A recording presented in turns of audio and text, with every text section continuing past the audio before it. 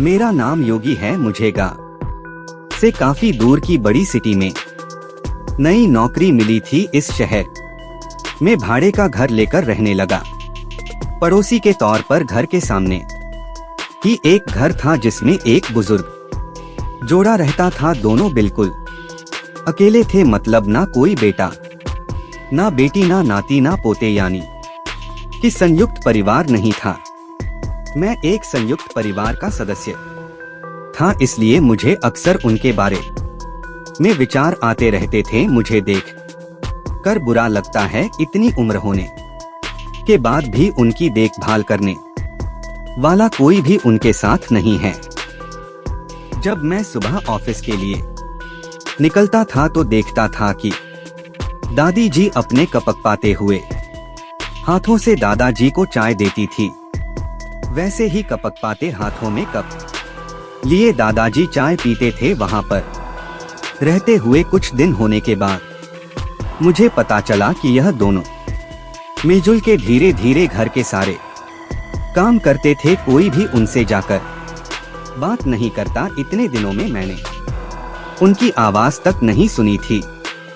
जब मैं शाम को ऑफिस से घर आता था तब दोनों को घर के आंगन में बैठा पाता था और उन दोनों के ही चेहरों पर थकान साफ साफ पढ़ पाता था। मेरा मन कई बार करता कि उनसे जाकर बात करूं, लेकिन फिर किसी वजह से मेरे पाँव वहीं पर थम जाते। मैं जब जब उन्हें देखता था मुझे मेरे दादा दादी की बहुत याद आती और मैं घर पर फोन लगाकर उनसे बात कर लिया करता। एक संडे जब मुझे ऑफिस में छुट्टी थी तो मैंने देखा दादी जी काम कर रही थी, लेकिन उन्हें रोज की अपेक्षा आज काम करने में कुछ ज्यादा ही तकलीफ हो रही थी। मैंने उनके पास जाकर पूछा कि दादी जी आपकी तबीयत तो ठीक है ना, क्या मैं आपकी कोई मदद कर सकता हूँ? उन्होंने प्रतिक्रिया नहीं दी। मैंने दोबारा उनसे पूछा बताइए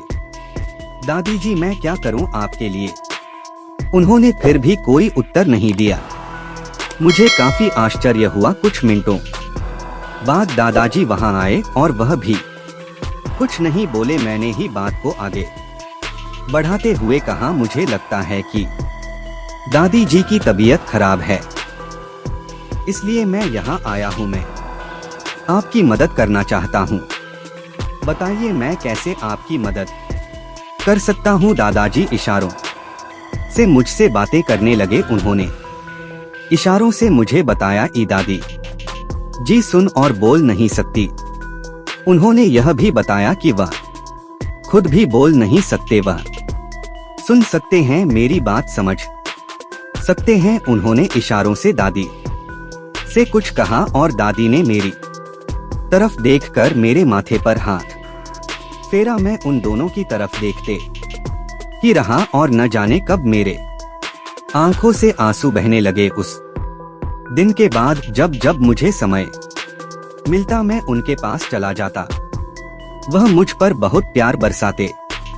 अब तो मुझे उनके इशारे की मीठी भाषा भी बहुत अच्छे से समझ में आने लगी थी। एक दिन मैंने दादाजी से पूछा कि वह अकेले क्यों रहते हैं, क्या उन्हें कोई औलाद नहीं है? दादाजी ने दादी को इशारे से समझाया कि मैंने उनसे क्या पूछा। फिर दोनों मेरा हाथ पकड़कर मुझे आंगन में ले आए और अपने आंखों के आंसू पोंछे और उंगली का इशारा करते हुए एक साइकिल मुझे दिखाई। साइकिल को देखकर मैं समझ गया कि उनके परिवार वाले उन्हें छोड़कर कहीं जा चुके हैं और अब उनके हिस्से में केवल यादें ही बची हैं। उन्हें रोता हुआ देखकर मैं भावुक हो गया और मैंने दोनों को गले से लगा लिया। उन्होंने मेरे ऊपर अपने सीने में सालों से बंद प्यार के बादलों से प्यार की इतनी बारिश कर दी कि मैं पूरी तरह उसमें भीग गया। दोस्तों, इस कहानी से कई लोग कनेक्ट कर पाएंगे क्योंकि यह सिर्फ कहानी नहीं है, यह कई सारे बेचारे बुजुर्ग लोगों की सच्ची दास्तानें हैं।